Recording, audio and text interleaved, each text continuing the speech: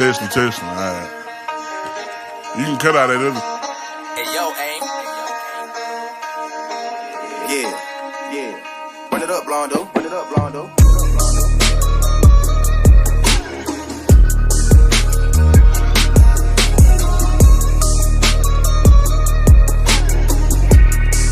Hey, see y'all from Texas, where we still riding swangers and put diamonds in our neck.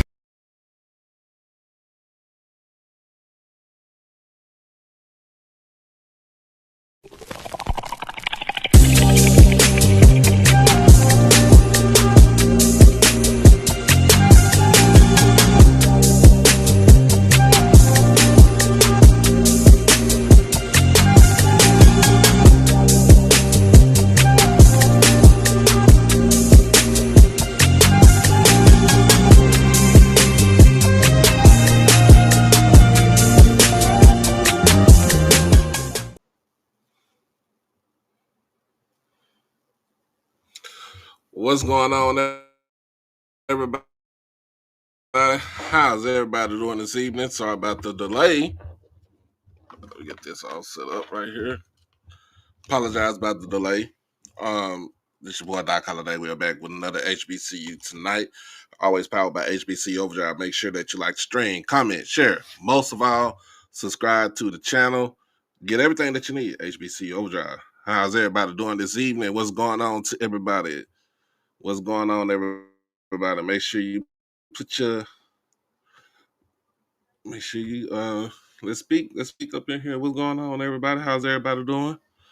Let me see something.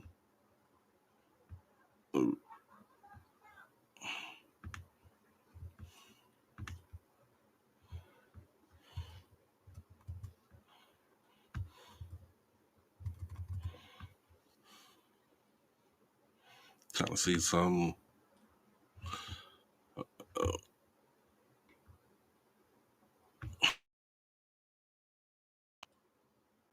There we go. Whew, excuse me. What's going on, Mr. Buckley? What's going on? How you doing? How you doing this evening? How you doing? So, yeah, everybody, man, what's going on? We are back. We got a lot of things to talk about, but in the meantime, between time, I'm glad that everybody is coming along and coming in, and hopefully everybody enjoyed their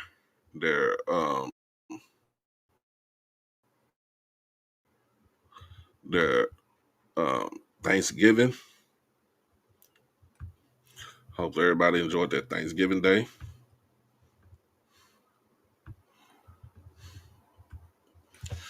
I know I did, but got a lot to talk about. We got the SWAC championship game coming up this week. We got the introduction of Marshall Faulk to Southern University as a new head football coach. We got coaches on the move, and last but not least, man, we just glad to be here. But anyway, we'll be right back. Give just 1 minute. Appreciate it. It's your boy Doc Holiday. Become a subscriber on HBCU Overdrive on YouTube, and you can follow me on all social media platforms at HBCU_Overdrive on Twitter and Instagram. You can catch me on TikTok at Holiday1925 and on Facebook under my real name, David E. Smith Douglas. Also, when you become an exclusive family member, you get all the membership perks. You get all the exclusive members only videos, early access to new videos, member shoutouts, and members only live chats. And also you can get birthday shout outs on here and win member when you become a subscriber. You can also hit the donation to the Cash App at HBCU Overdrive. You can hit the PayPal David Smith 1925, and you can hit the Zelle David E. Smith 30 at gmail.com. Remember, all proceeds go towards the channel, not the pocket.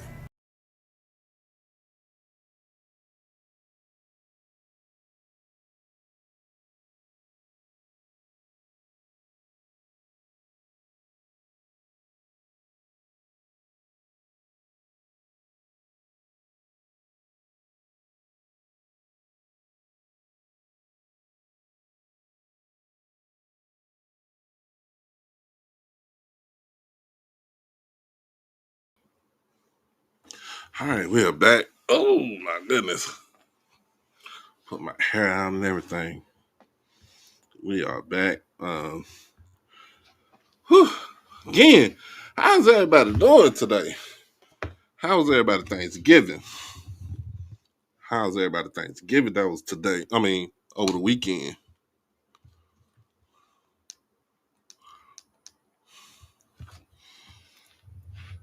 I had a good one.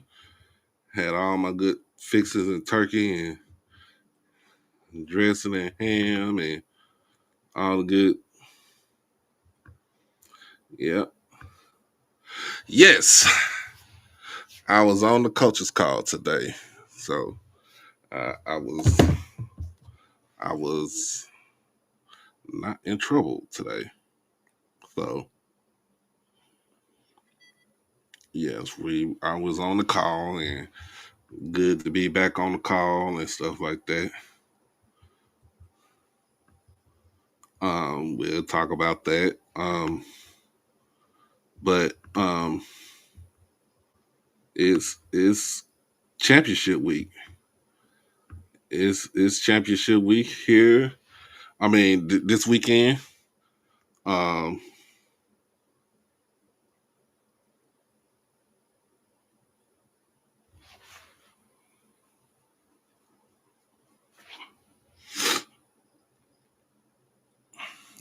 but oh my goodness, y'all have to excuse me.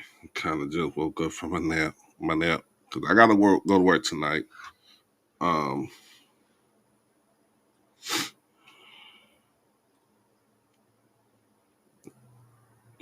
gotta go to work tonight, so I really don't want to, but your boy got to go.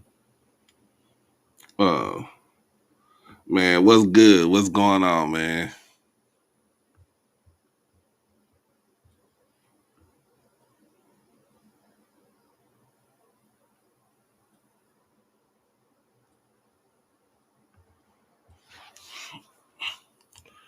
What's going on? So let me see something.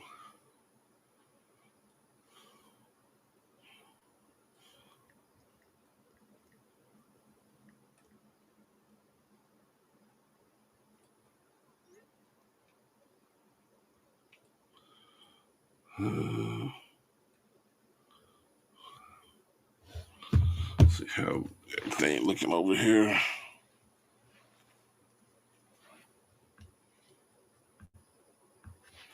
Man, I'm doing good. I am doing good. I'm doing great.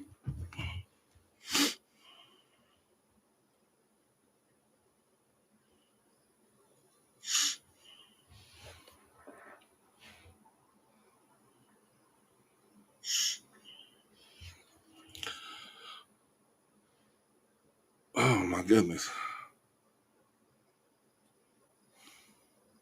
But yeah, I'm doing good today. I'm doing good, doing great. Just here, ready to go home. I mean, I'm ready to gotta go back to work tonight.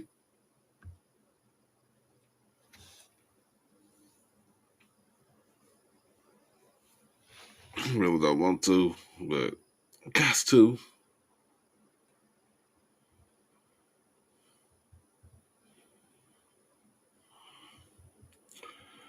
Hey, we need to hit me up, man. I didn't know you were still here in Dallas. Just hit me up. Um,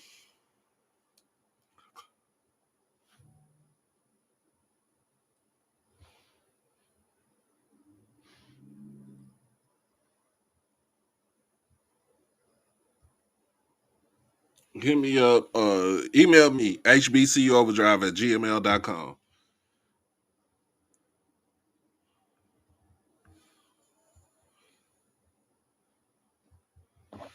But yeah, it was good to be back on Coach's Call today.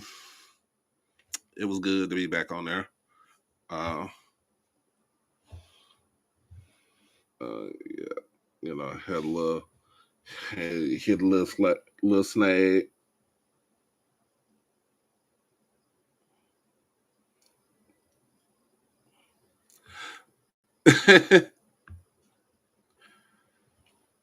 Tell your mother I said hello. Tell your mother I said hello. Oh yeah. Tell you. But anyway, man, let's go ahead and let's get this out the way. Because I know what we really want to talk about. We really want to talk about the game and everything, but a lot of us want to talk about um, a lot of us want to talk about Southern University making that call to pick up by far one of the by far one of the best running backs that has ever played the game. Um, let's get to it. It's a new regime in Baton Rouge, and of course, it's on both sides. It's a new regime in Baton Rouge. It's a new regime at Southern. It's a new regime at LSU. Y'all already know Lane Kiffin took his talents from Old Piss to Louisiana State University on the southern side of Baton Rouge. Um, but we're not worried about them. We talking about NFL Hall of Famer Marshall Faulk is named the football head coach at Southern University today. Um,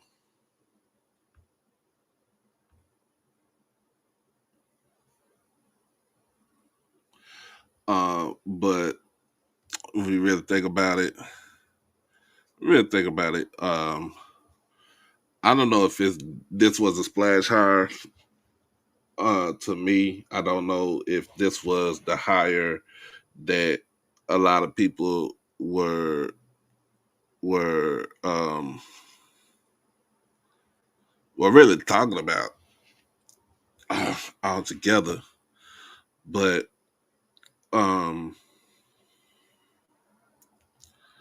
Southern ended up getting the person that they wanted, and in some people's eyes, they went the celebrity route. Which I said, to me, he's not a celebrity. I think he was a great football player. Um, um, who has won Super Bowls, MVPs, and played at the highest level and became a Hall of Famer. Of course, in college, what he did at San Diego State was none to be reckoned with because to be in a Heisman finalist 3 years in a row, that takes a lot.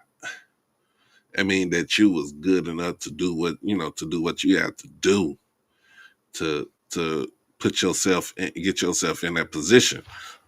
Um,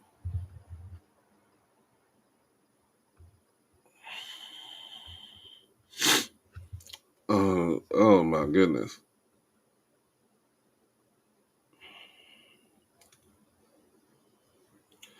But watching that press conference, they brought out some, that I want to say they. Let me get this correct.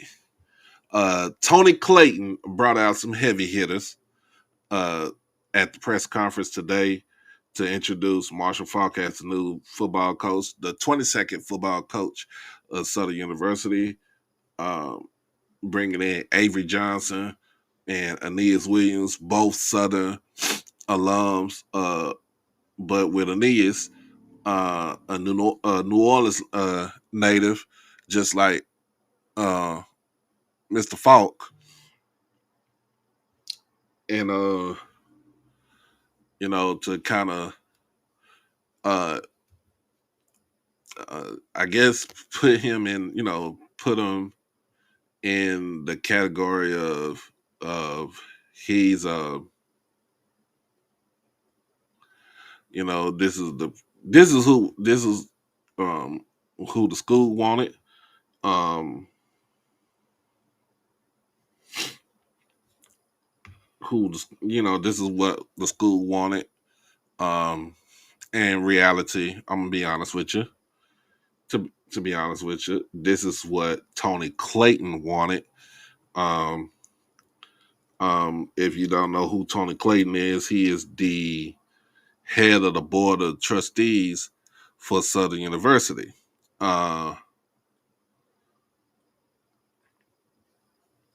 Also had outgoing systems president Dennis Shields at this press conference.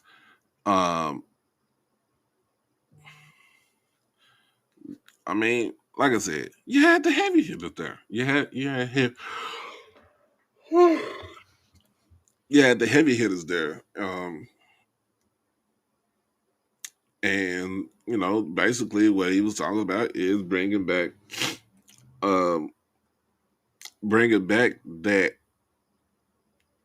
that Southern mystique, like where it was hard to play, where it was difficult for opponents to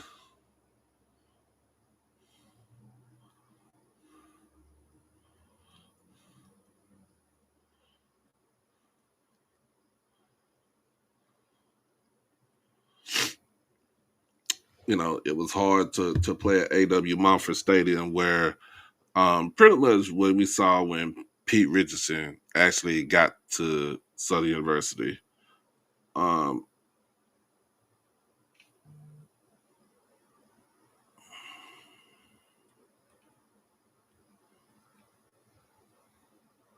mm. But I really don't have too much to say about this.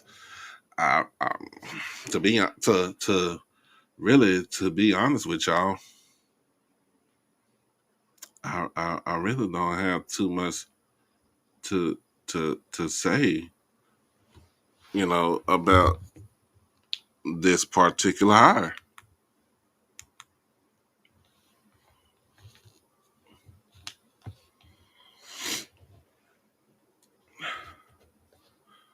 So, I mean, Marshall Faulk was like I said, it was folklore with Marshall Faulk. He was a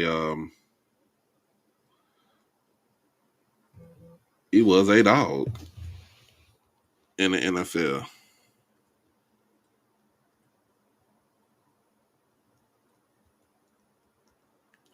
He was a dog in the NFL. He was that person where you literally had the game plan for when he played for the Rams and, first team played for the Colts. You game plan for him. A man played with by far the one of the greatest quarterbacks on his team in Peyton Manning. Um,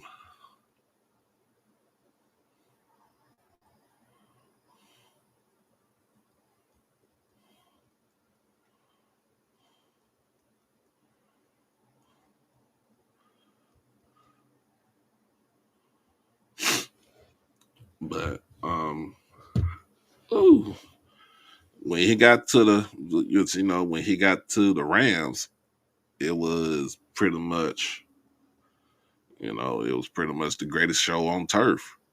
That when nobody could, he couldn't be stopped. He could not be stopped.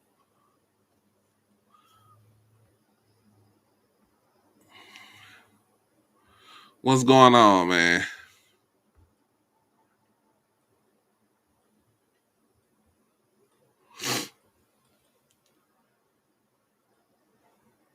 So, I mean, I tip my hat to him. But it was one thing that he did say. He said, "You should have got me 5 years ago." Um,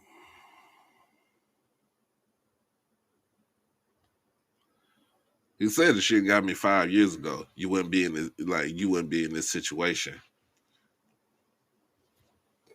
That was, I said I listened to that. That was a bold statement to me, in a sense. That was a bold statement. Your shit had got me 5 years ago.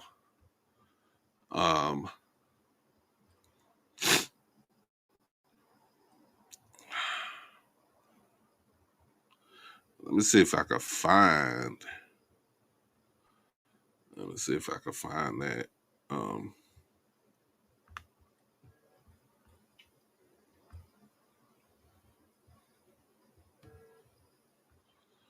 See if I can find that right now.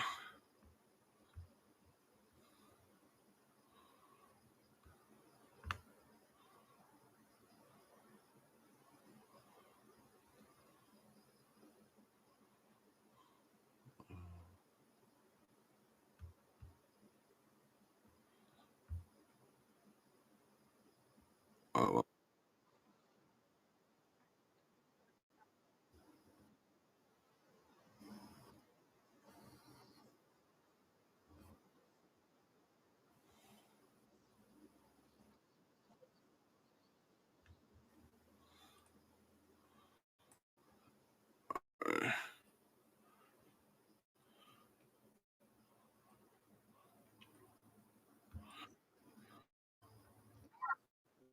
so let me put this up right here. We'll talk about that. Uh,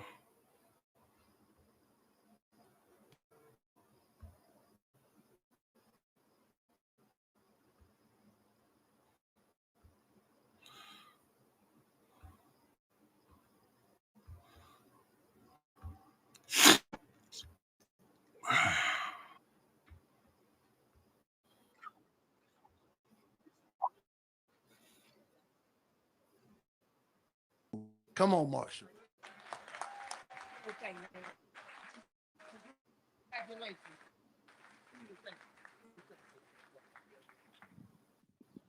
Ladies and gentlemen, the 22nd head coach of Southern University from New Orleans, Louisiana, right here, one of the best running backs of all.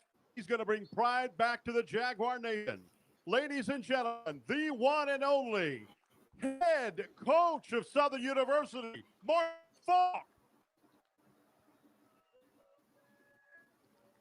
Thank you. Thank you. And let's be clear, the pride has never left. We don't have to bring it back. All right. It's always been here.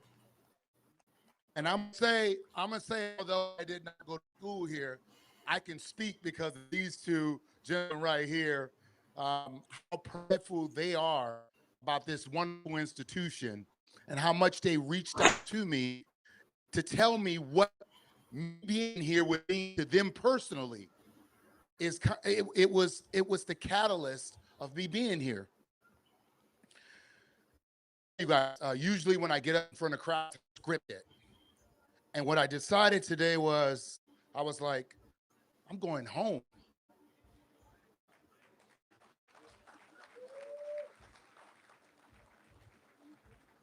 So in saying that and going home, what I'm going to do is just be authentic and honest with you guys about what this means to me, uh, what we plan to do, and what I'm looking forward to. So I'll start with what this means to me. Listen, for me to have my first head coaching job in this state, it gave me everything. I provided everything for me as I sent that message to Aeneas. It means the world to me to be here. I could not have it be any other way and be any other place doing what we're about to do, because I don't know if you guys, these colors, and it might be a different rendition, these colors, they've been good to me.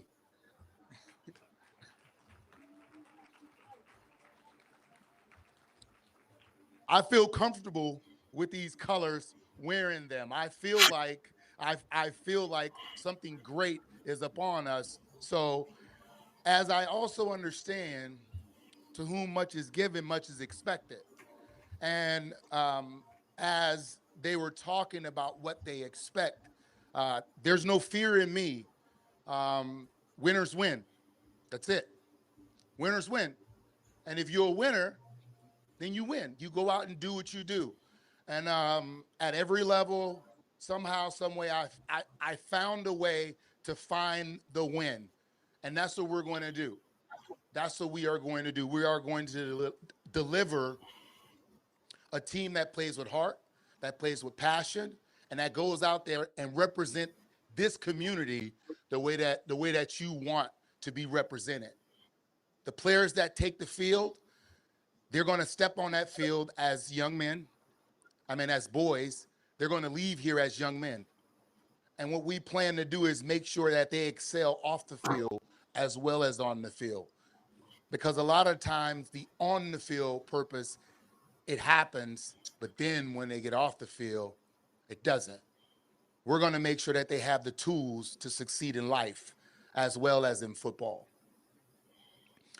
I look forward to, and I just like this continues to come to me.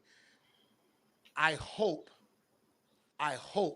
that you guys like football in the second half as well as you do the first half.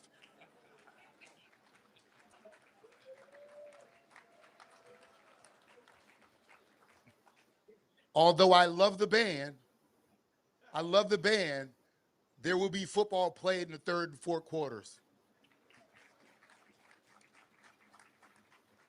And I look forward to seeing you guys there.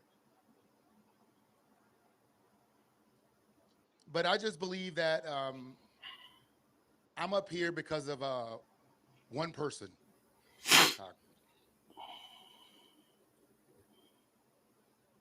Probably the best coach that I ever had.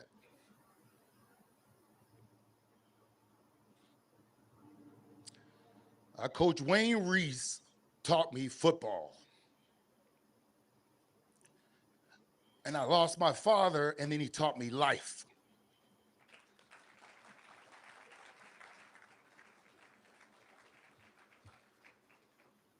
I could think back to my second year in the league. I was injured. We were in the playoffs, and this had never happened to me. I'm like, I'm hurt. I can't play. I'm watching the guy do my job, and I'm struggling with it. And Coach, he said, he said, if you travel down a road with no speed bumps, you're headed for a dead end. And I'm like, how does that apply to me? And it didn't take me long to figure it out. This was just another speed bump in life. And in life, we're going to have speed bumps. We all have them. What we all have to learn how to do is, how do we get through adversity? Sports provides adversity for us. It prepares us for life. And if you go through it with integrity and honesty and be true with yourself, you find out who you are. And if you continue to move, what you end up doing is, regardless if there's fear, if there's hurt or whatever, you end up coming through it because you're moving. We got to continue to move. I hope that every young man that put on these colors, I hope that they have a dream. And it's required. I feel like in life, a person with no goals and dreams, they're not living with the purpose. And we intend to make sure that every young man that plays on this football team, that they play with the passion and that they play with the purpose. I look forward to putting a winning football team out there that you're happy to support, that you look forward to not just winning, but to dominate. One of the things that I used to love to hear Michael Irvin say was, to beat a man, you attack his weakness. To break a man, you attack his strength. And we are committed to attack our opponent's strength. We want to beat them. We want to beat them when they're at their best, playing their best, because we're going to be our best. This is I can't even say that I dreamt this, but it's definitely, as Ania said and shared my words, it's definitely a calling to be coaching. Whether it was my agent, other coaches, friends. That's all they kept telling me over the past, 20-something years, that I needed to be coaching. And when I went to Colorado with Coach Prime, I found it. I was like, wow, there's something here for me to teach and to make sure that the next generation is playing the game the right way. So I look forward to making sure that when you spend your money on a ticket or you invest in this program, that you get your ROI. I'm gonna make sure that you get your ROI. So this is an honor and a pleasure. Roman, I want to thank you. A lot of phone calls, the board, um, you guys for coming and coming out to Colorado. Oh man, I actually had fun sitting down with you guys and allowing you guys to pick my brain about football, because the reality is when you sit down, they're not sitting down to hire you. They're sitting down to figure out why they shouldn't hire you. And we actually, it was hard for both of us. I had no reason not to like this institution and them, and I hope that they felt the same way. But but the work that they put in, just the sheer that they traveled and came up, it shows that the dedication to this institution, to this football program, and I think all athletics, um, what they put into it, that they are committed. And all that I ask you, yes, yes, here's what's going to happen. We're going to ask for money. But more than money, I need your time. I need you sitting there. I need you there with us. The kids need to see you. They need to feel your presence.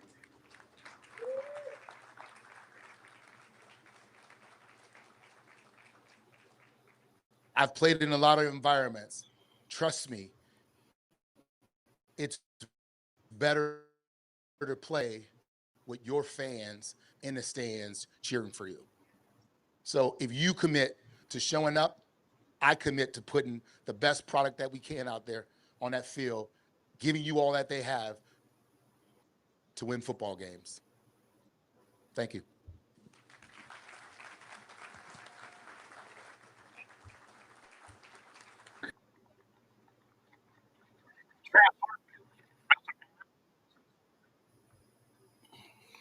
Well, that was from earlier. That was from oh,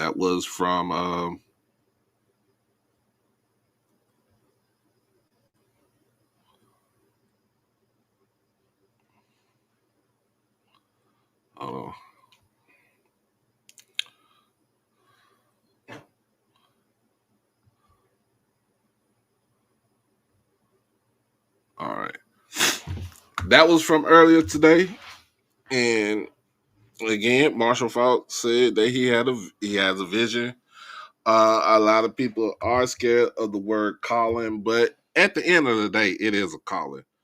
I mean, it ain't something that you just wake up and say, "Hey, I just want to be a head coach." Um, but it is a calling, so you have to. I mean, in a sense, you have to talk to God. I don't think he has the. When you think about it, I don't think he has the God and the that type of complex that Dion has.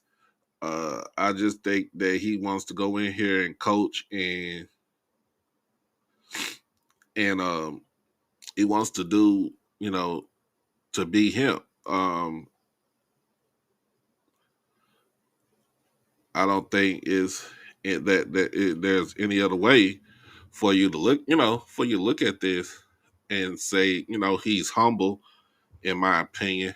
But here's the thing. Sorry about that, y'all. But here's the thing. What would his coaching staff look like? What was his coaching staff look like when he was at Colorado?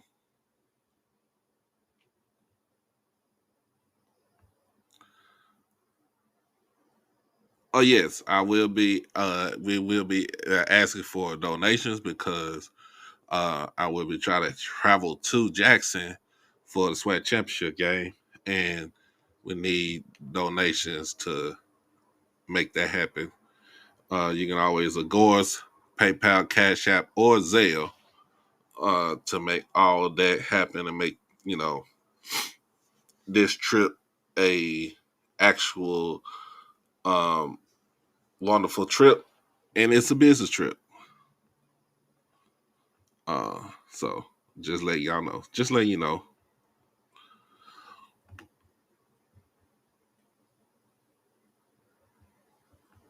But when you think about it,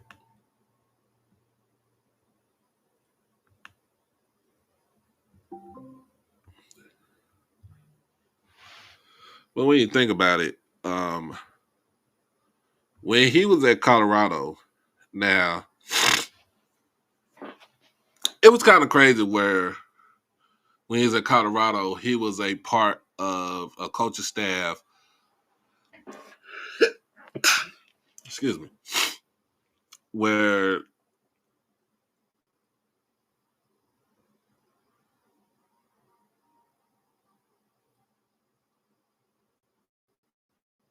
where uh of course Dion was a Hall of Famer. Yeah, Warren Sapp, defensive line coach who's a Hall of Famer. Yeah, plenty of people that played in the NFL, that played in college on that coaching staff, but they couldn't get it done this season at Colorado. Again, Colorado had one of the worst rushing offenses in the nation, especially in the Big 12.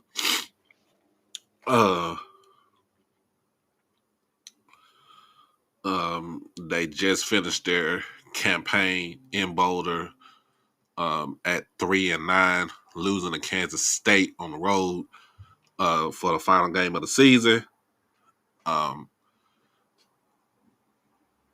Hopefully, his coaching staff is way better.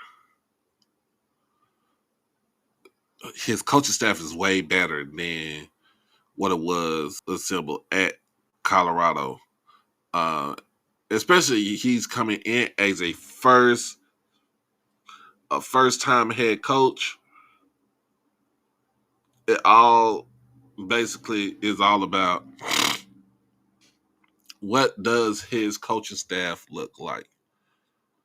What does his coaching staff consist of? Who is going to be on this staff? Is it going to be a mix of ex NFL players that are that were head coaches, position coaches, offense and defensive coordinator, and also a mix of college? And I think you need to have that mixture in order for you to succeed. But you also need to have the players and and pretty much the cachet, basically the money, in order for you to survive in this world of college football. NIL is the end all be all.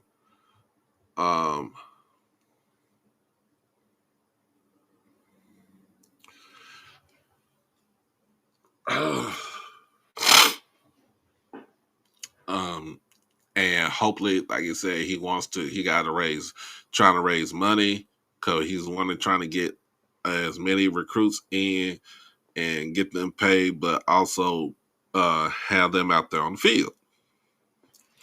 All right, Mr. Ford just told me to drop that link.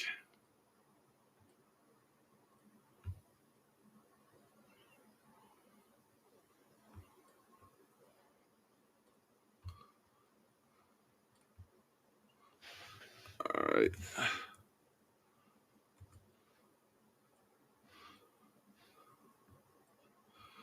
All right, there you go, Mr. Ford. It's in the chat.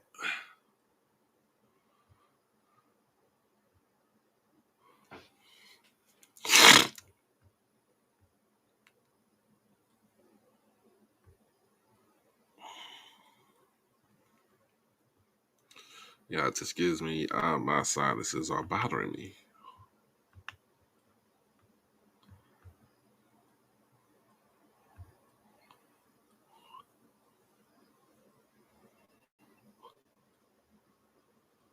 Uh,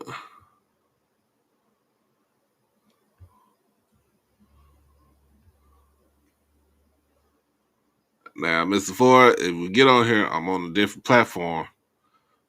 I'm on a different stream software. So, but it still works the same way. Um,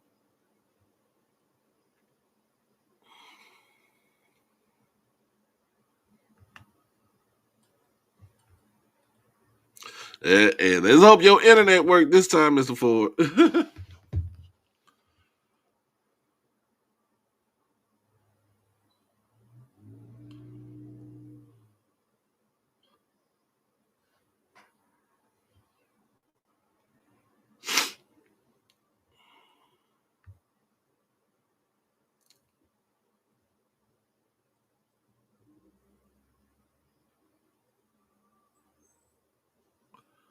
But yeah, I mean, when you look at it and you pay attention to it, um,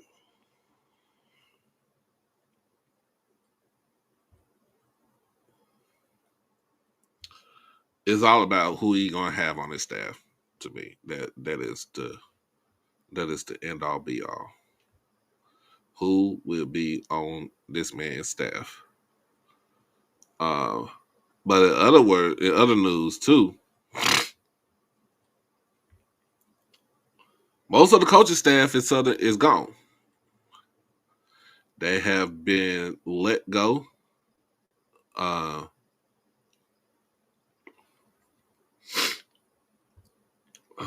I know that uh, Henry Miller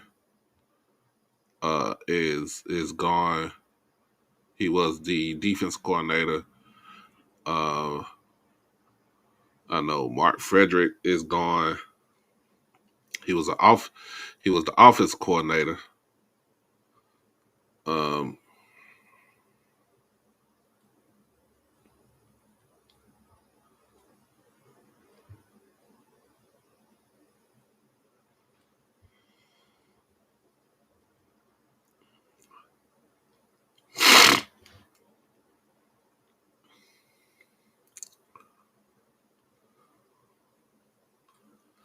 oh my goodness.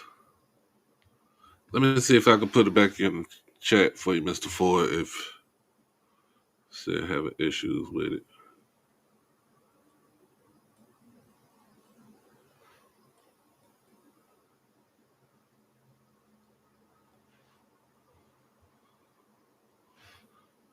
Let me see something.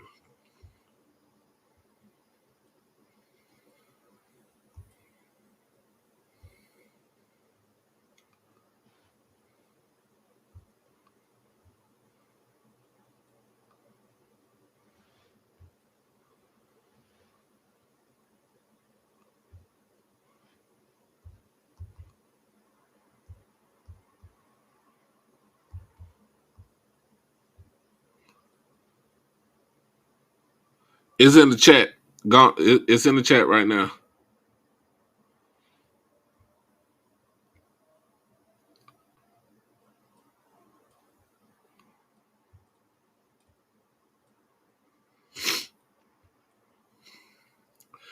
Uh, yeah, Mark Frederick's not. Yeah, Mark Frederick is gone. He's gone too.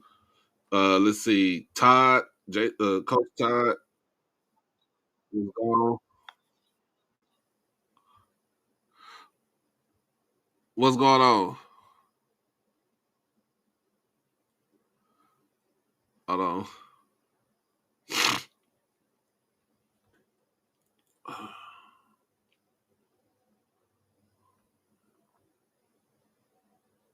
Yeah, every Todd, he's gone. Can you hear me now?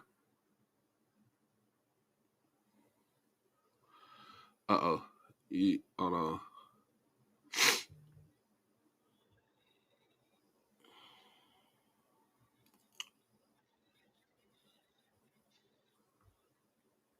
Okay, say something.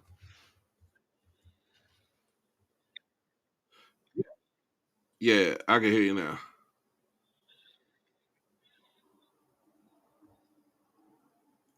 All right, go ahead. Say something now.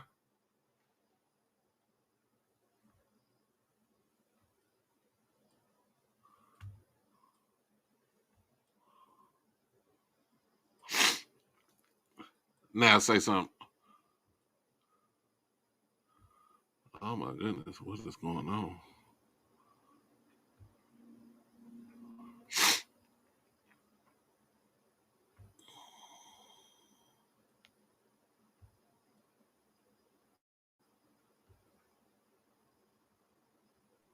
You on your phone? Hold on.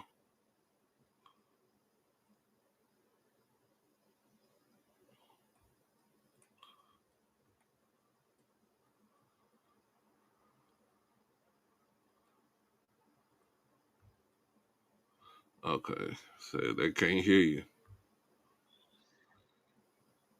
I can hear you in my back feed, in my uh back on the background. They can't hear you, but switch up your what you on your phone? Okay, let me see some. Okay, yeah, check that.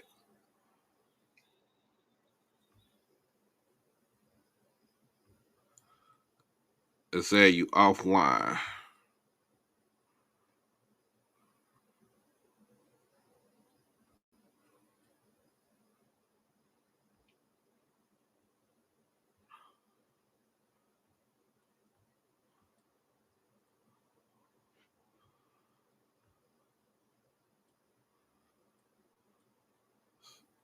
Nope, can't hear you.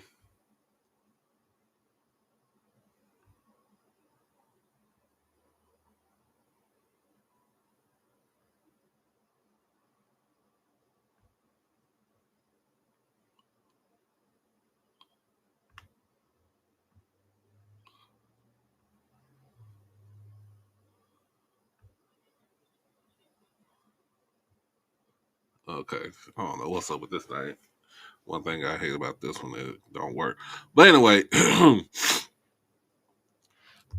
every Todd is gone. Henry Miller is gone. Mark Frederick is gone. Um,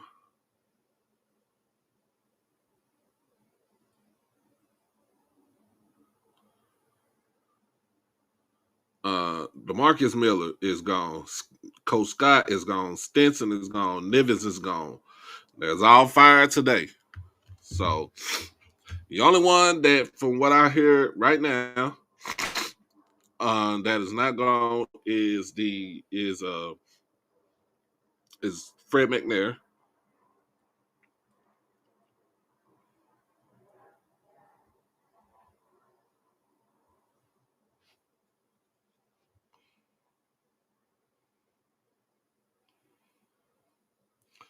Yeah, Fred McNair is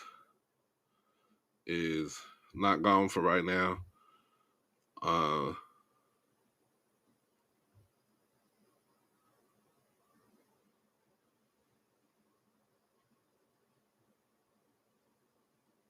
but hey, the man's gonna come in with his own staff. I'm gonna just put it just like that. Put it just like that. He's coming in with his own staff. He is going to is in his words. He's trying to put out a good product, and he wants to give back a good return on investment. So, hey, I mean, it is what it is. But before we do all that, let's go ahead and hit the good commercial break. Be right back in just a second. It's your boy Doc Holiday. Become a subscriber on HBCU Overdrive on YouTube, and you can follow me on all social media platforms at HBCU_Overdrive on Twitter and Instagram. You can catch me on TikTok at Holiday1925 and on Facebook under my real name, David E. Smith Douglas. Also, when you become an exclusive family member, you get all the membership perks. You get all the exclusive members only videos, early access to new videos, member shoutouts, and members only live chats. And also, you can get birthday shoutouts on here and win member when you become a subscriber. You can also hit the donation to the Cash App at HBCU Overdrive. You can hit the PayPal, David Smith 1925, and you can hit the Zelle, David E. Smith 30 at gmail.com. Remember, all proceeds go towards the channel, not the pocket. All right, we are back. We are back, but let's go ahead and get this in. Be honest with you, it's still coaches on the move. Today usually is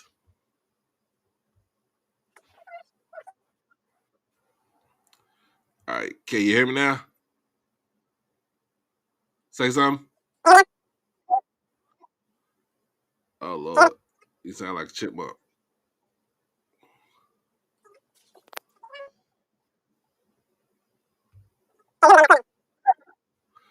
Hold on.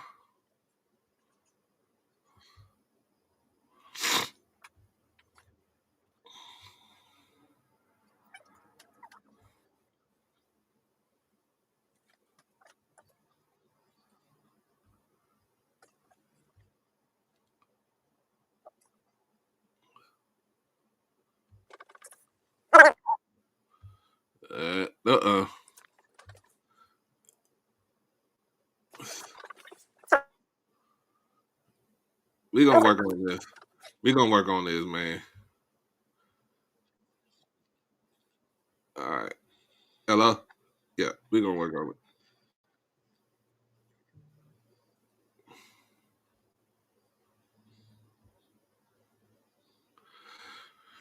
But yeah, we got coaches on the move. So now,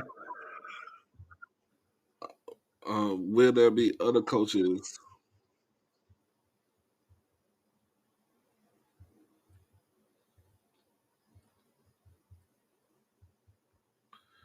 Uh, will there be other coaches getting that pink slip? Y'all know usually it's really the last the day after, well, 2 days after the last day of the conference schedule, and to me, I always ask who is going to get that, who's going to get the next pink slip.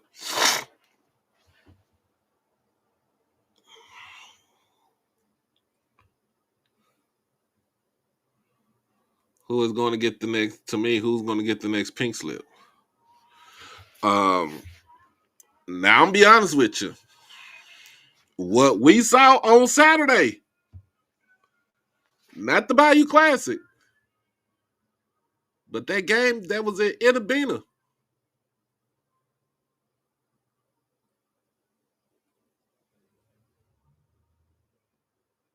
I think I don't know if it's safe to say, but I think that this is the last ride for Cozy.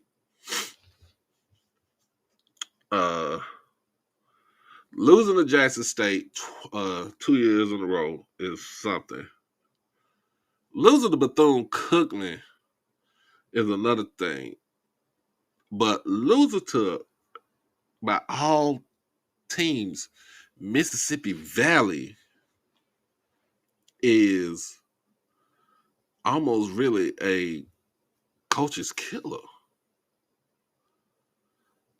For the second year in a row,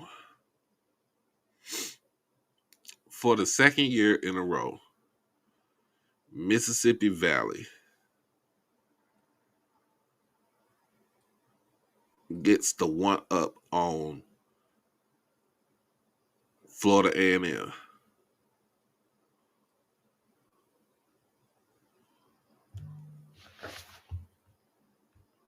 I don't even know if they did. I don't know.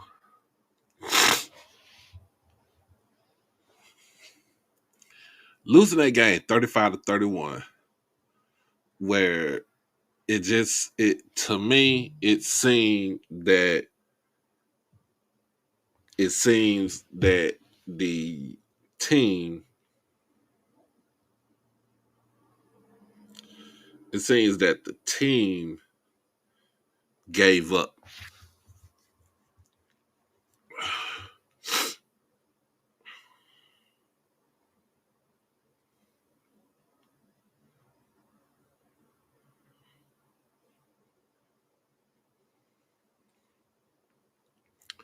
It seemed like the team just basically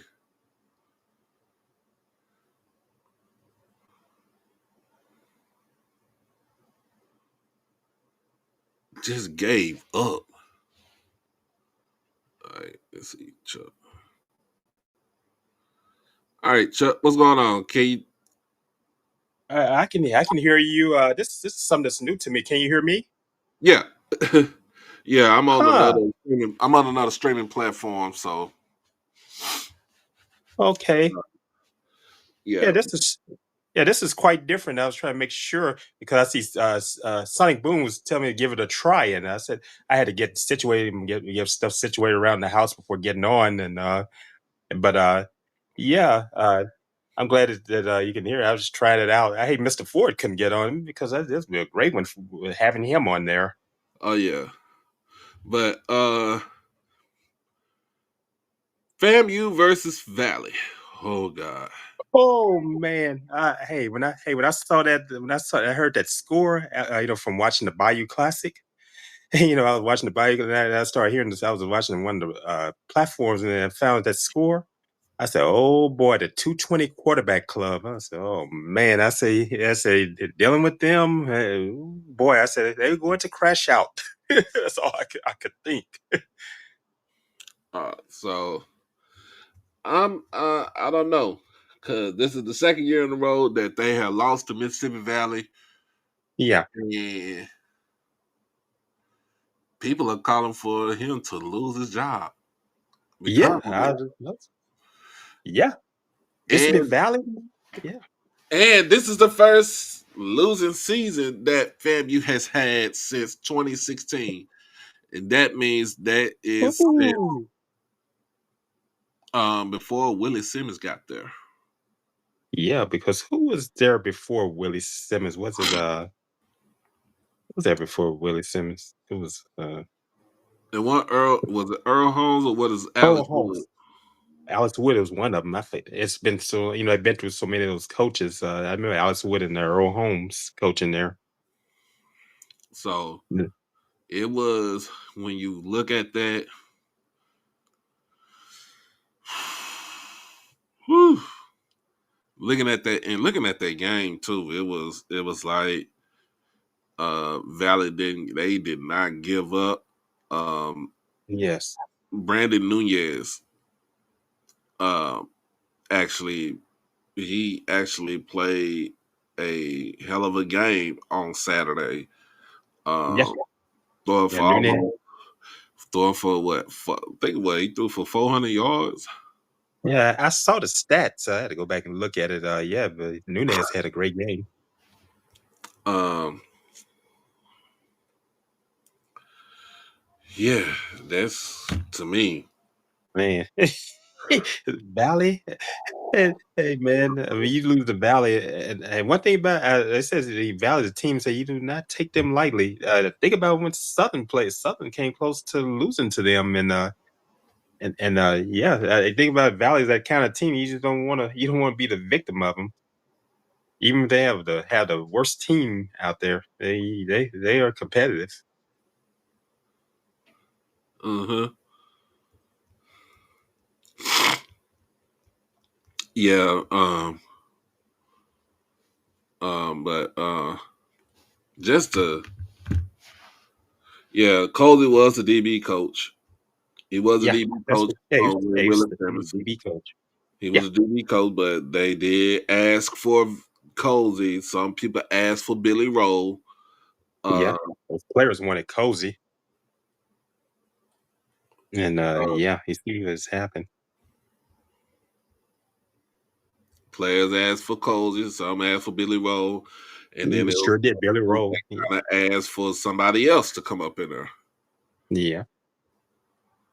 Uh, Yeah, Billy Roll.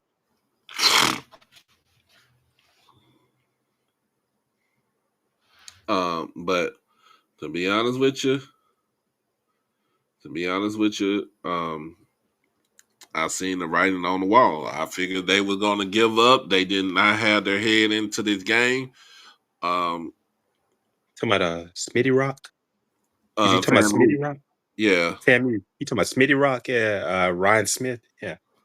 Uh huh. Yeah, he's at FIU now. Sonny Boone, can you hear me now? Yeah, I hear you now. Oh, Okay, we hey good. man, what's up? What's up, Sonic Boom? Man, hey, this thing was new to me. I didn't have any, I thought I was gonna have some difficulties getting in, but and like I was telling Doc, one person is missing is Mr. Ford, man. This was great, after looking at the press conference today with Marshall Faulk. Yes. So what you think? What you think about the game from Saturday? We'll I get love into the Bayou Classic too. I love the results of the two games. I'll say that as much as those two schools was talking about what they were going to do on Saturday. I love how they turned out. Yeah. Now Grambling did have a lead in the game. They had the lead for majority Oh, of they the did. game.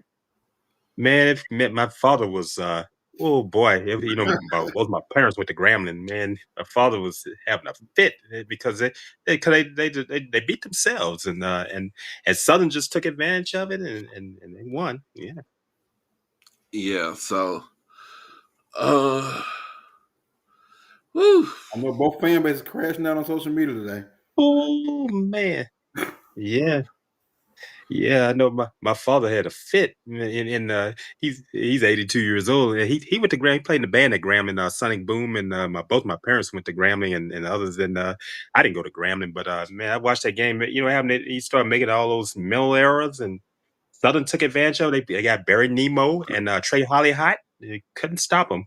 Yeah, once their running game got going, it was over. Plus, Oh man. but they D line was on Grambling all game. It Oh, was. Oh oh, they yeah, they were. were. They couldn't block down on Kelby Givens and LaFleur. They had a tough time on those. They were coming out that end on them, and man, it was tearing Hayden Benoit up. Yeah, they was Yeah. killing them. Yeah, man. But you look at it. Do you see? Do we see Damon Wilson from Morgan getting? I think his contract was what had came. I think it ran up. It's up. Oh, Damon Wilson's contract is up, and I know someone was saying that Mickey Joseph's contract. He had a 2-year contract, something like that. Yeah, Mickey Joseph had a 2-year contract, but 2-year. Oh yeah, yeah, I think he didn't get that 8th win. yeah. I just wonder about. I still say They need to keep him yeah, this time. Yeah, yeah, still say keep him. yeah. Then you got They can keep him. From what I'm hearing, the question is whether they gonna keep him is what if Mickey Joseph got his eye on some other things. That's what I'm hearing. Okay, if that's what he wanted to do it, yeah, I know. I got to know Mickey, and whatever he does, I wish him the best because he's been all over the place, and he's that kind of person. He's not gonna stay in one place, and yeah, it's about what he wants. If he's in a position to do that, yeah. I would say too. I would say also. I don't know if it's Larry Scott for Howard. I don't know if his contract is up. Larry Scott, Also, yeah, I think Alonzo Hampton, his contract was up at yeah, Pine Bluff. So I think they'll probably let him, keep him. yeah. Because how many people gonna come to UAPB? They better. I think they better stick with him for this time. Yeah, that's just my saying is. But yeah, everybody from on that staff at Southern is gone, except for one name I didn't see, which was excuse me, which was McNair. But y'all go ahead and keep talking right now.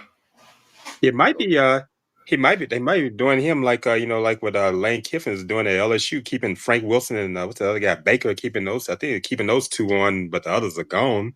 I think that's what he's. But I can only imagine that's what Marshall Faulk do, try to keep Fred McNair, someone that I can see him keeping someone like Fred McNair on the staff, but those others they're gone.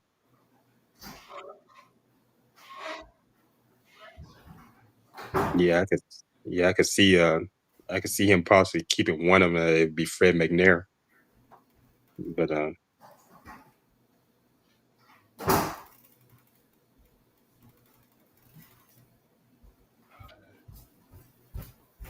yeah, man. I watched those press conferences. I watched the replay of them. I did watch some of Southern's live, but on my phone. I watched the rest when I came home. The replay reports I missed, and I watched the LSU. I like watching these press conferences. I just want to see the stuff that these coaches say. Sonny Boom. Yeah, I do too. I went back. I didn't catch it live, but I did go back and look at it. I heard what he had to say. Yeah, I mean, it's gonna be and hard to top the what Jack State did a few years back, but most of these pressers they've been okay. yeah, and I look at someone like Tony Clayton. The chairman of the board of supervisors at Southern, and looking at him and Damorne Rutledge and all of them, they were sold on this on Marshall Faulk, and they talked about when they just heard him in the press conference talking about when they went to Boulder to interview him, and it seemed like he was determined he wanted to, and from what people are saying about Marshall Faulk is not an arrogant. He's really not an arrogant guy. You know, get a lot of tall talking, and it's going to be. I think it's going to be down to football. But I want to see how this is going to look in the 2026 season. Well, I'm trying to see what's happening at Southern now that they made the president change. Oh yeah, Dr.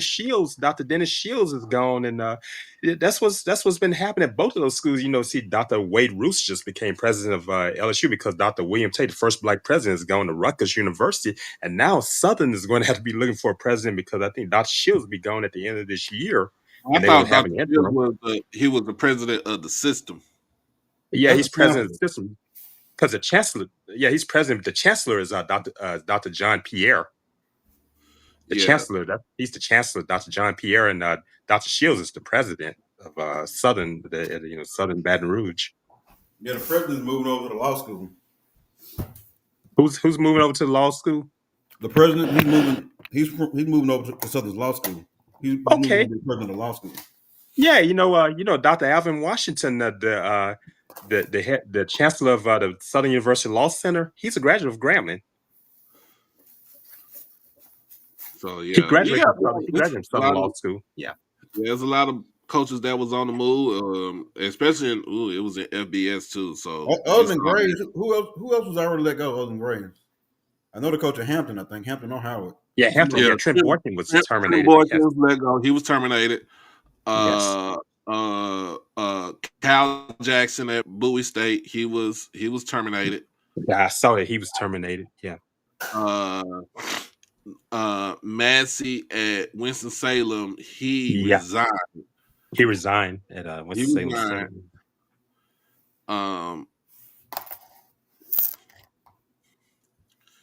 Trying to figure out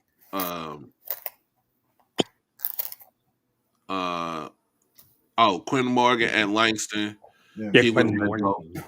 Yeah, he was let go. So Howard coach, not yet. I don't know because a lot of Howard folks do not want that man back calling, especially him calling the plays. They do not want him back. I say it's in like the Celebration Bowl from 2 years ago was a long time ago with them two schools. Yeah, you're right, man. I think about this 2023 and look at now, and it's a long time ago. I think about Willie Simmons after he ended up going to Duke for a season, and now he's at FIU. And now they go into a bowl game. Yeah, I said, gosh, it does seem like a long ago. Sonic Boom. Well, I'm just waiting between now and the first 2 years so we can see who the SWAC coach is going to be and who's not going to be a SWAC coach. We'll know if there's going to be any more movement. Yeah. The moving service and travel agencies seem like that's when they do. I had Doc and others laughing. I said, "That seem like moving services and travel agencies do quite well around this time." I mean, other than Oh Cozy, yeah. I don't know if we're gonna have much moving in the East, but we'll see. Yeah, yeah. I think people like your coach at Jackson State. They all safe and but they not have much on that east side, but that other side, man. We may have a whole new West next year. Yeah, But man. yeah. Because you're I mean, you're right, man. Faulk might be the coach with the longest tenure. By getting hired first, he gonna Hey, have a 2 week head start on everybody else. If yeah, Hampton because come, if Coach Hampton come back, he'll be the longest tenured coach in the West. hmm, Alonzo Hampton. Oh yeah, I remember him Mm. back when he was at ULM when he was Northeast Louisiana when he played out there in the '90s. Yeah. He would be the longest tenured coach in the West if he comes back. Uh, Hmm. if he doesn't come back, it will fall on Dishman, Dishman and Dixon. not Dishman and Cedric Thomas. if Cedric Thomas Cedric comes Thomas. back, I think they keep Cedric Thomas at Alcorn. I got a chance to meet him after the when they played Grambling, and looking at the situation, and yeah, I think it was keeping him. Now think about the improvements they made later in the season. They were slow early in the season. It was bad for Alcorn. Even G got on there; he was crashing out, man. But it looked like they had picked it up later on. G and them always found a way to be somewhat satisfied with their coach by the end of the season. But about week 4, 5, boy, they be crashing out, man. Oh yeah, I met Trail after the game. That Golden Helm review with him. Yeah, I met him after the game. G wasn't there because G had to work. He told me I he was wasn't there able to waiting make G it. on the sideline. Okay, Yeah, G wasn't. That was Trails on the sideline, and I met him after the game. I was going to talk to the Everson Martin, the band director, and then I met Cedric Thomas. I know the band director. hey Hmm. Doc, you been on exit all day? Not really. I've been asleep most of the day. I don't know what's going on, but Zoe and some girl from Grambling was going back and forth. Y'all Zoe, leave, y'all leave my homegirl Roz out there. Zoe. Hey man, them Grambling boys been mad the last few days. Oh man. Uh, so let's see what else we got. Oh, SWAC. The year-end rewards came out No, just today, about to ask about that.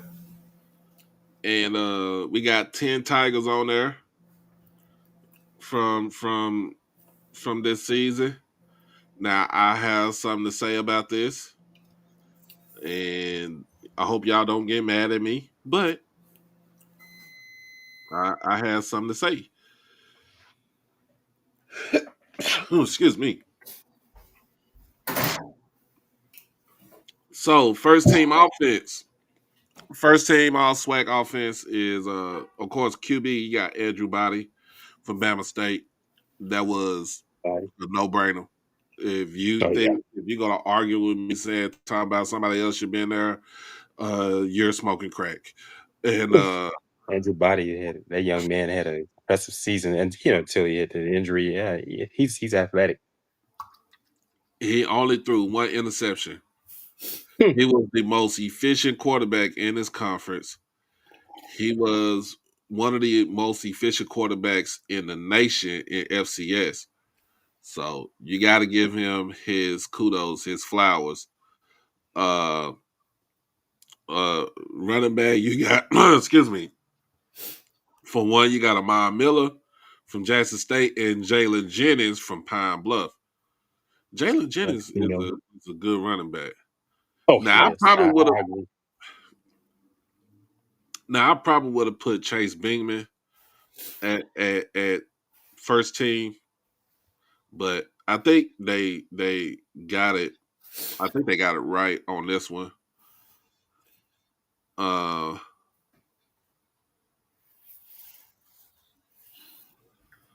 Let's see. Offensive lineman. Offensive lineman, you got Cameron Smith from Alabama State, who was deserving. DeAndre Towns Blue of Jackson State. Elijah Baker from Alabama State.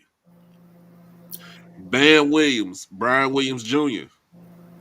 in his second year at Jackson State was first team all offense for the offensive line. And then Calvin McMillian from Prairie View. That round out the offensive linemen. Receivers, Jalen Jones, of course, from from Alabama State. Alabama And State. yeah, I and remember then him. Josiah Rockwell from Prairie View. Yes.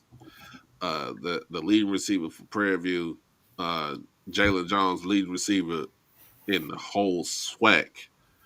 Jalen Jones had a great season. And then tight end Trevante Abner from Alabama A&M. First team defense, you had Quincy Ivory from Jackson State. He is a young man. Kelby Givens from Southern, of course. Warren Robinson from Grambling and Bryce Cage from Grambling. They deserve it. You had for linebackers, you had Stamarian Edwards from Alcorn. Yeah.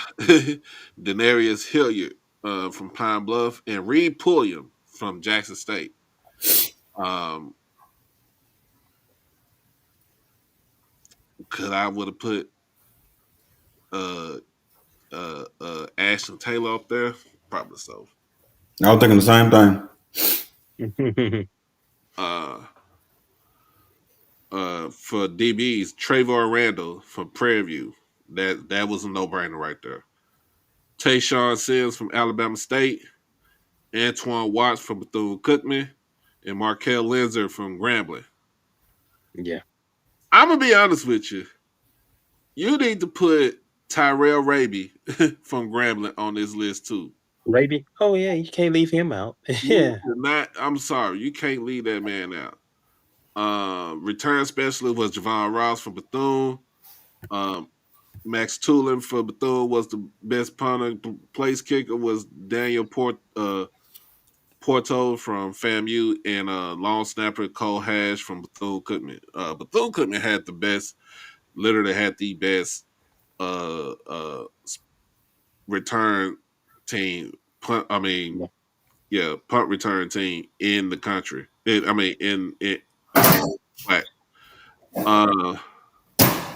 Now this is where I have my takes on here. SWAC all second team all offense. Jacobian Morgan from Jackson State. Now I love Jacobian. Jacobian he the homie. But I'm gonna be honest with you. Jacobian don't need to be the second team.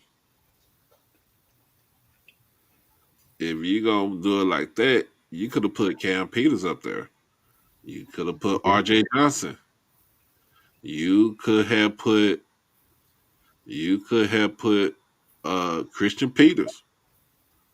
You could have put Cam Ransom. Cam Ransom. Oh, yeah. Bethune-Cookman. Like, I mean, you could have put KJ Cooper, but Texas Southern. Yeah. But what I'm saying is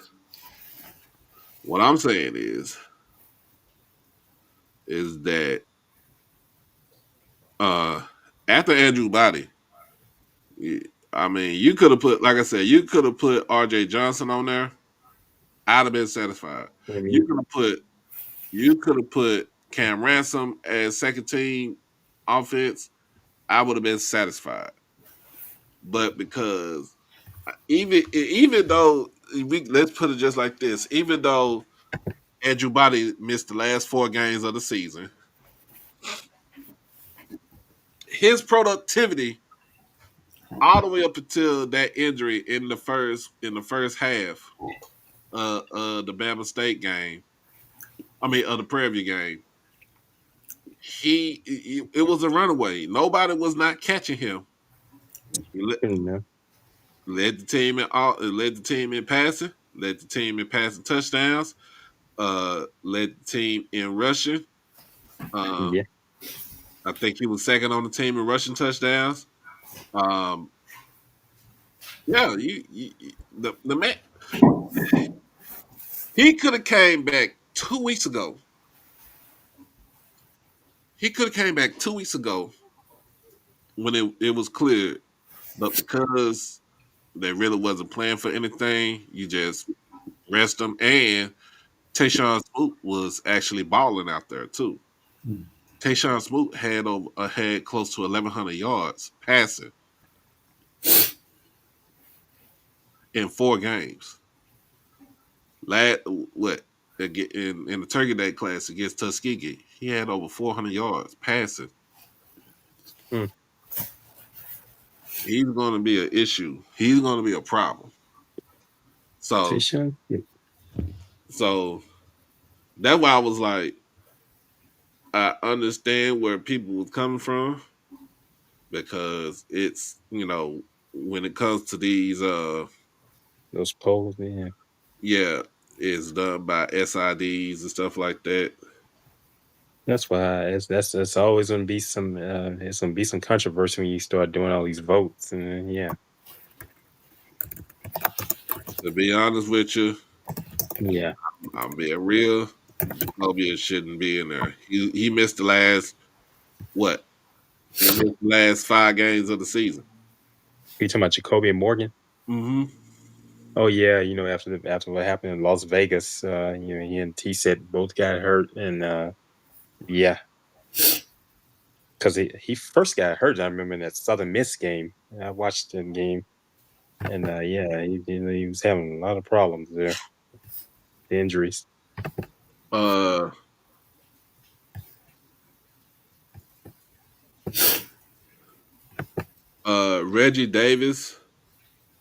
Reggie Davis and Chase Bingman are the 2 running backs. Reggie Davis, yes. Now I'm gonna be honest with you. Chase Bingman should be. I think Chase should have been first team. Actually, Chase is where he's at. I think Chase should have been first team. Reggie Davis could have been first team also with Jalen Jennings, with Ahmad. But to be honest with you, not having Athy and Riffro on here on second team running back for Texas Southern, that's diabolical. Not even mentioning Trey Holly. Trey Holly, man, that's that bad. Not Yeah. even mentioning Trey Holly for either Gosh. first or second team is a travesty.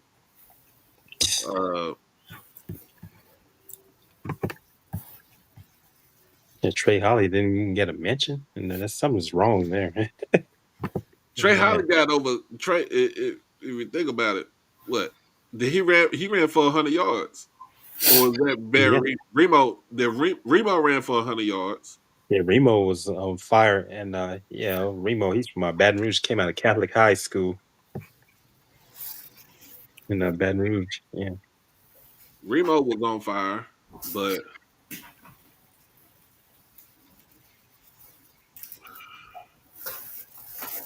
I'm looking at it, and to be honest,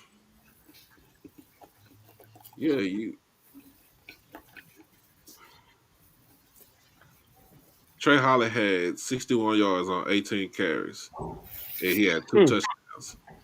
That was Saturday. So this man had over 900 yards, 900 yards rushing. Yeah, 900 yards rushing. Actually 930 yards rushing and 11 touchdowns for the season. You put him on second team. I'm sorry. Yeah, man. Because they really ran him in that thing in the Bayou class. I told my father, I said they're gonna run Trey Holly in that game, and then, I seen Remo step up, and I said Fred McNair's gonna use those backs. He did that at Alcorn.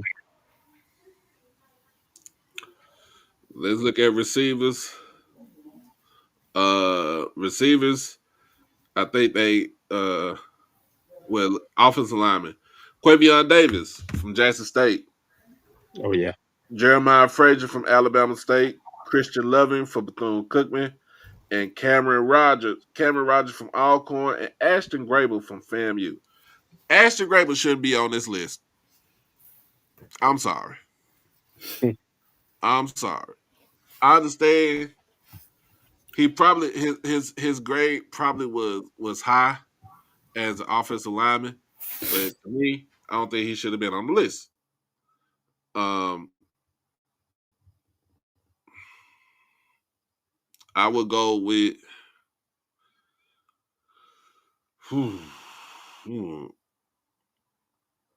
I would have went with another offensive lineman from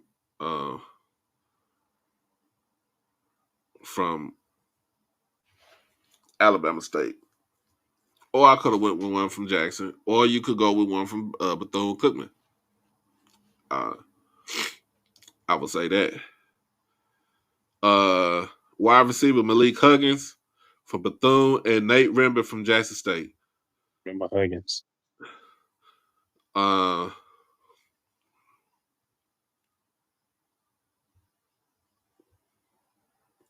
Yeah, Nate had over 670 yards, 41 catches, 7 touchdowns. Nate Rember. Malik Okay. Huggins had 64 receptions for 864 yards and 8 touchdowns. You could have put Javon Ross. You could have put Frank Pierre, Kamari Wilcher.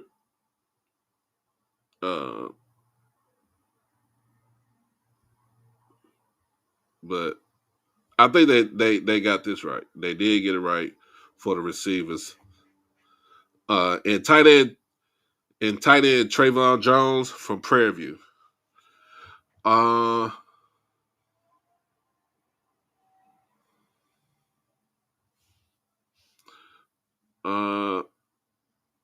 Let me.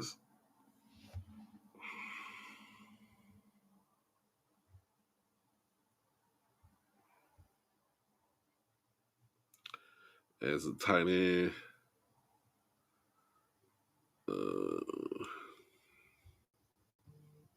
We use that tight end set more in this SWAC doc. You start talking about tight ends. Who's really using it? Well, they said Alabama A&M, they use their tight end a lot. Okay. In the passing game. They did. I did see that. I did see them use that tight end when they played Grambling. I did see that. You have a point.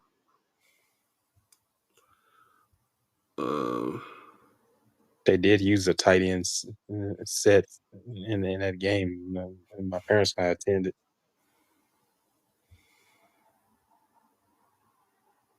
Because they burned Grambling a few times. Yeah. I don't know if you put Trayvon Jones on there for Prairie View.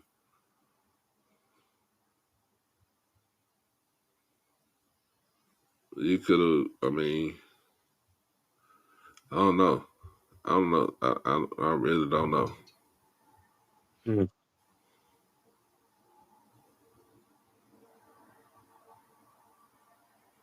Because the way it's going in football, these young people, like you said, what's a tight end? They don't know. They see quarterbacks and receivers.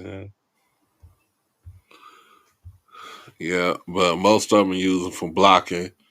Yeah. Um, Just like fullbacks, you don't hear about the fullback. You still have the running play. I think you start seeing the kind of running back play in some of these schemes, and but these people you start telling about fullbacks. They're like, what's a fullback? yeah, Dylan Creech could have got on here as a tight end / fullback.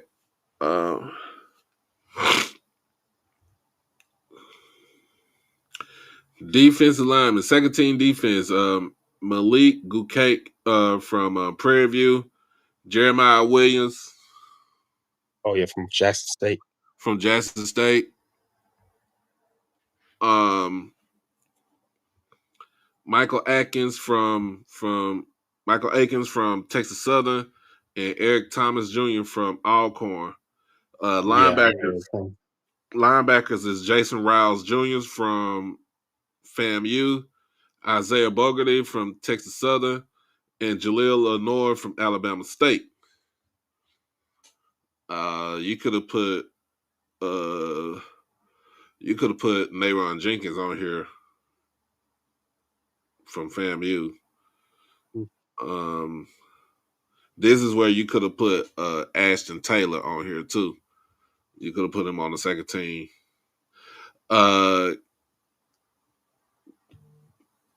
Keenan Lewis from Alabama State, that's deserving.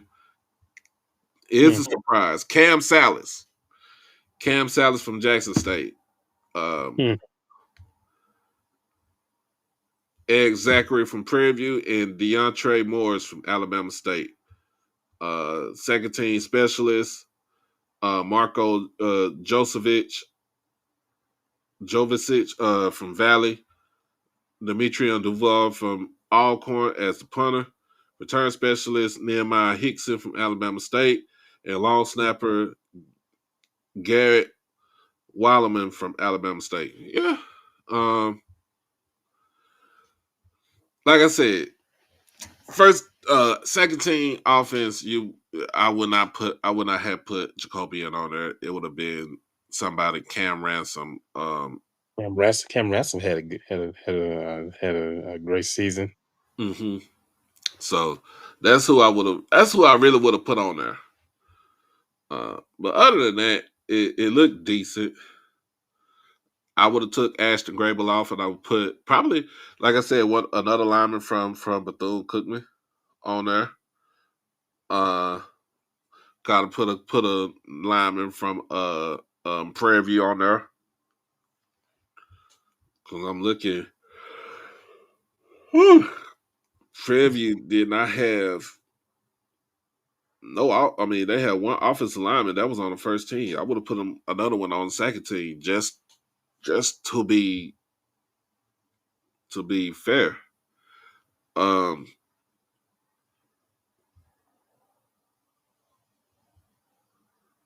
But other than that, I think, in some instances they got it right.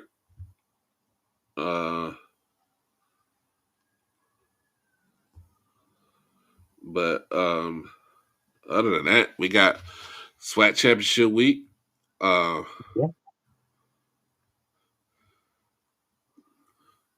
You got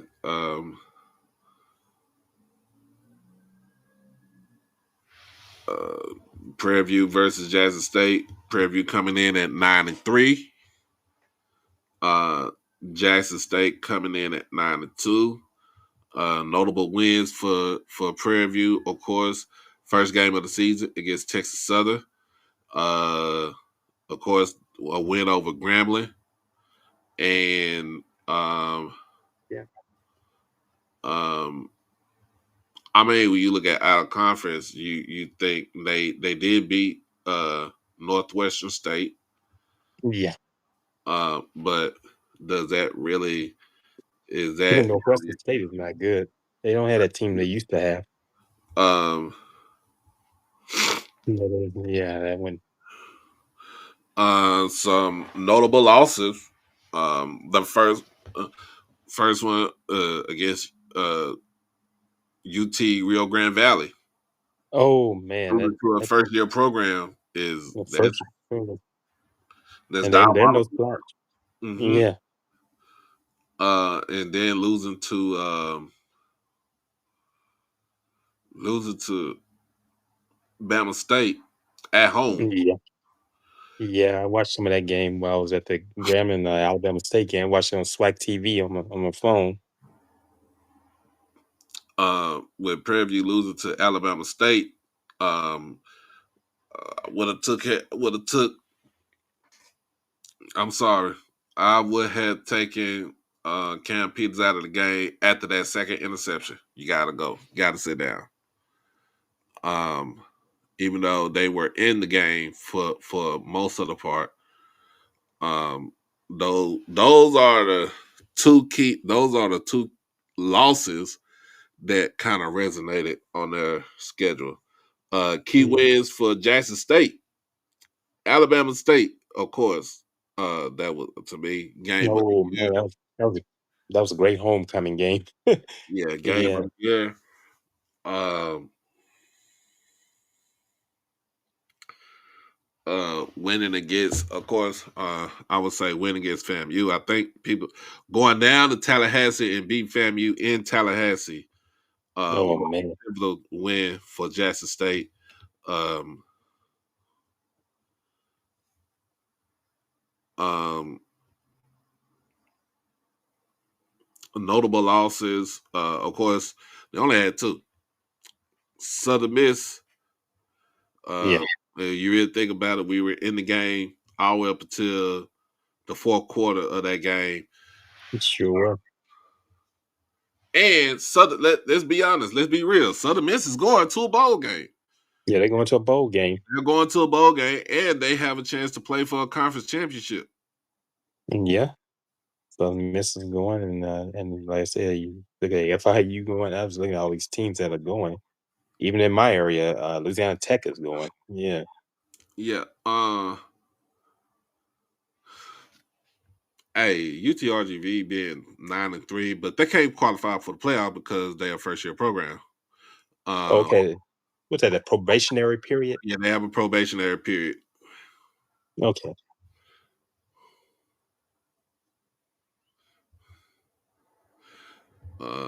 But other than that, I mean, it still was a loss to a first year program.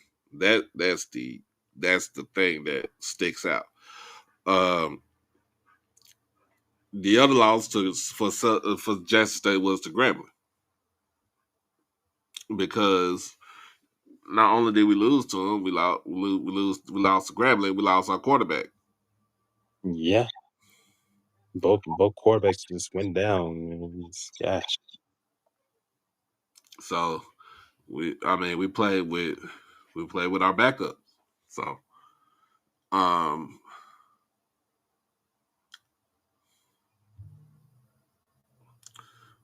so those are the notable wins and losses That's for it. Jackson State.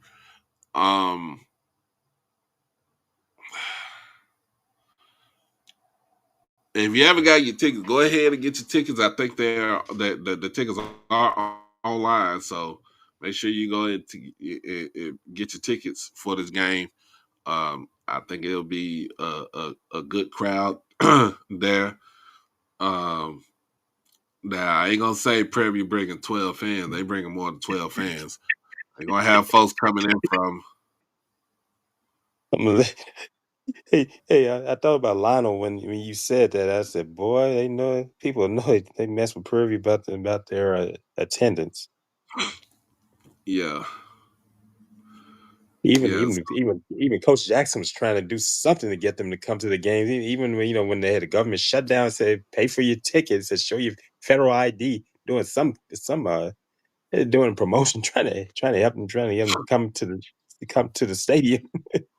Yeah. And like I said, for Prairie View, the coach is doing something. Y'all got something going on right now that you haven't had in a while. Now, Yeah. don't get it twisted. Y'all have been in the SWAC championship game 3 out of the last 5 years. But those other 2 times you have been blown out. Yeah, Dooley and then McDowell. What will this year's outcome be? I think it's gonna be a closer game. This is just my opinion, but I think it'll be closer. Not saying that Prairie View's will win, give the edge to Jackson State, but I think it'll be a closer ball game. Mm-hmm. Both teams can run the ball effectively. Both teams have solid quarterbacks. Both teams can. Jack State can actually light the scoreboard up. Prairie View has a more stout defense. Don't get it twisted. Jackson State has a stout defense also. Yeah. Um, I think it comes down to running the ball, and special teams. Yeah. Those things make a difference. Special teams is very important. It's shown, people don't think much about special teams, but they play a vital role in the game of football. Yeah, They can make a difference. Yeah. but yeah, it's a game. It's going to be a game, so everybody should show up this weekend. If you can't show up, the game will be on ESPN2 at 1:00. It is a part of Championship Saturday.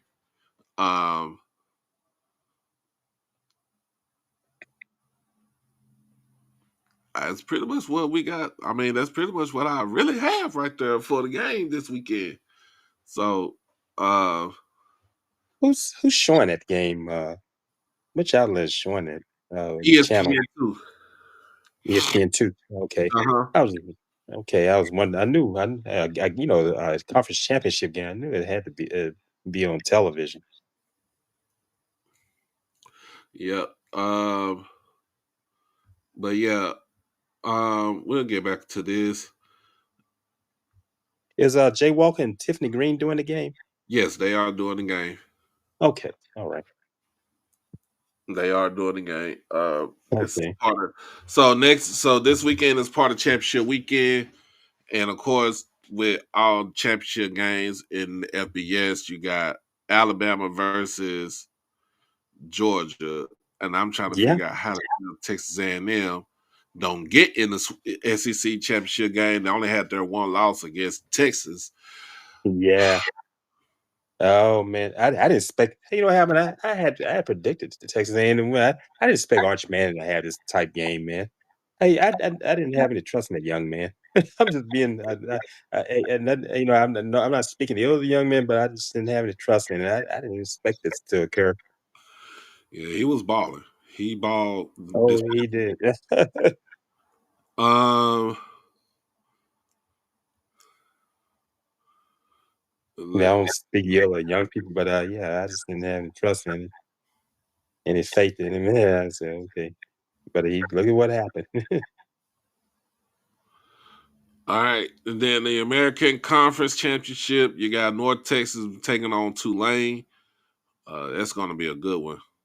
And the coach just ended up getting the Florida job. Yeah, Like, yeah. yeah, Tulane John Summerall. got the Florida job. Yeah. In fact, this game is in. Oh yeah, this game is in Tulane. It's at Ullman Stadium. You almost say I've been in there once. I went in there in 2017 when they played Grambling, and my father and I went down for that game on the spectator bus. And by the way, North Texas. That's where my older brother graduated from.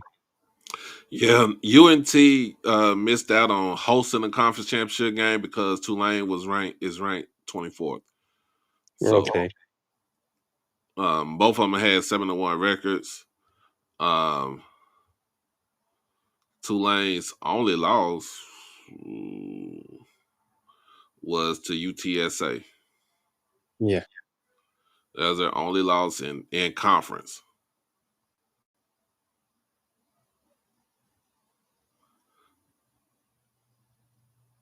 The other loss that they had overall was against Ole Miss.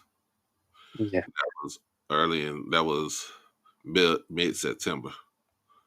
Yeah. Yeah, it's going to be a good one. So you think about this: Drew Mestermaker, the quarterback from North Texas, he can go over 4,000 yards in this game.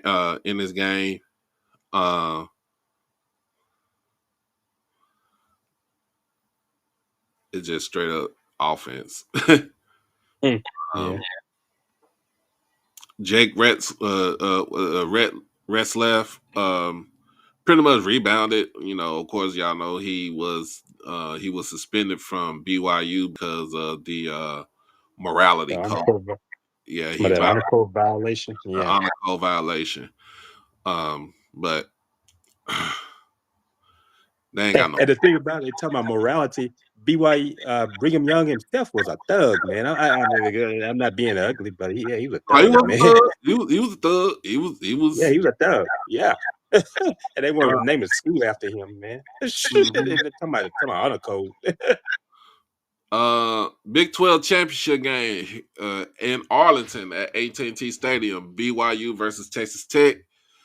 The SEC championship in Atlanta.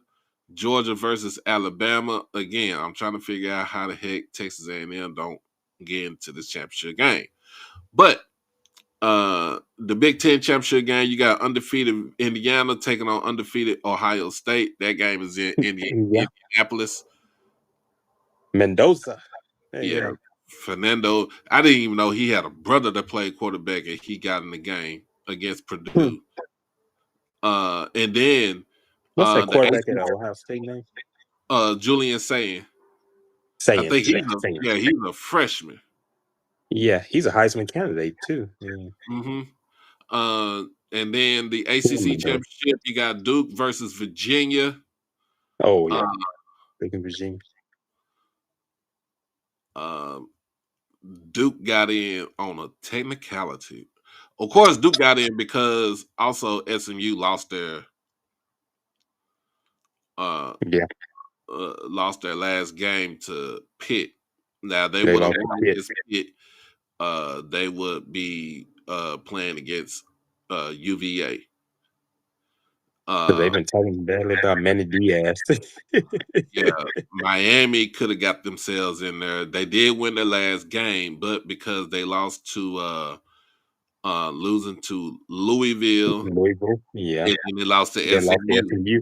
Yeah, in SMU overtime. Overtime had the tiebreaker. Yes. SMU losing to Wake Forest messed them up.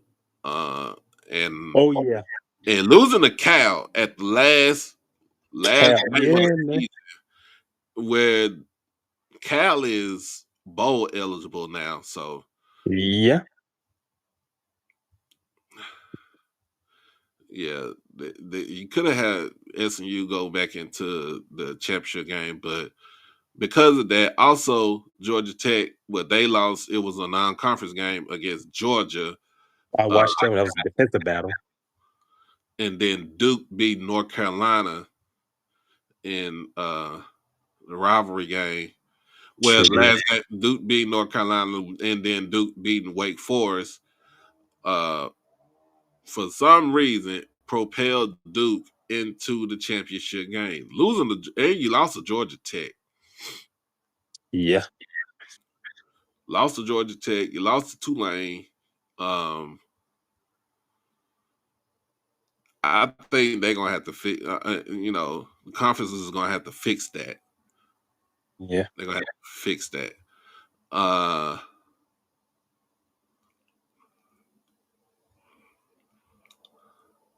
Let me see, because I know it's some more games. We got Kennesaw State taking on Jacksonville State, Conference USA Championship game. That's on Friday.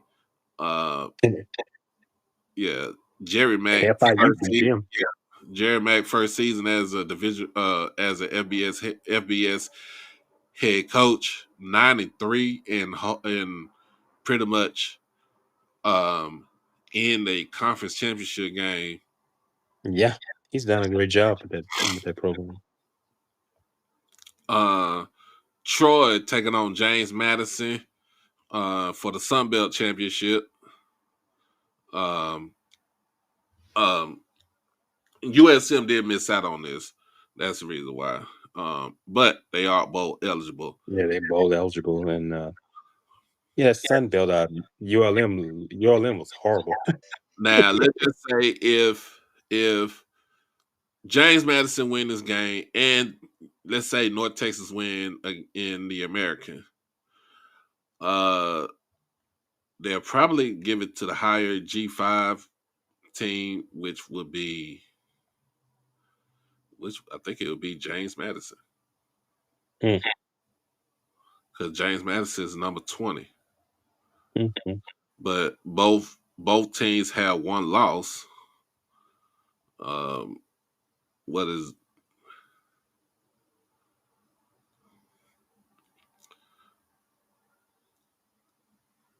let's see.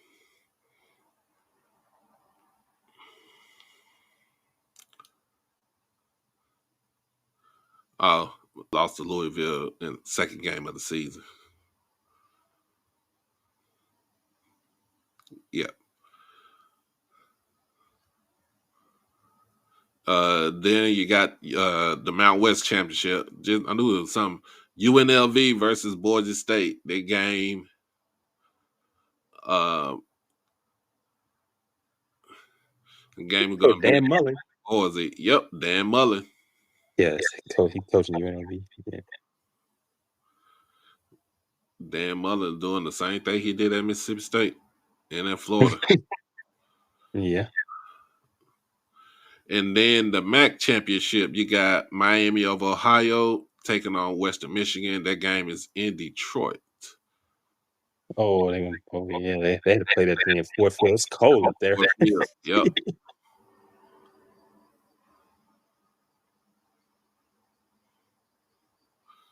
Yep, they're playing at Ford Field.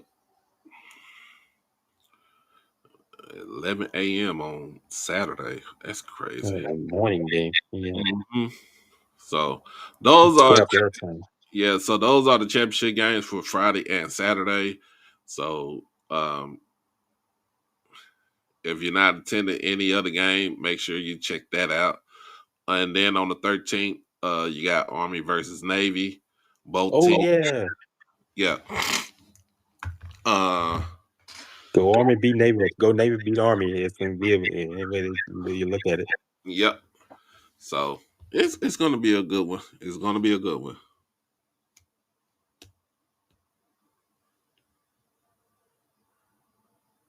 Navy didn't have a bad team.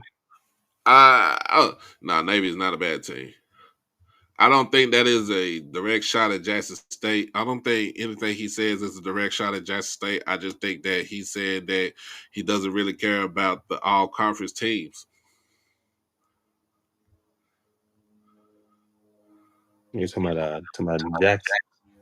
Tremaine Jackson. Yeah, I think it's just something that he doesn't really pay no attention to. I mean, you have coaches like that. You have people like that. They just don't really care about those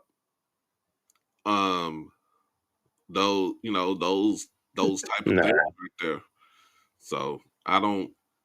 He comes from a different. He's cut different. He's cut differently than a lot of these people. Yeah. Now I would say, well, man, I would have said, man, you would have put Jackson State.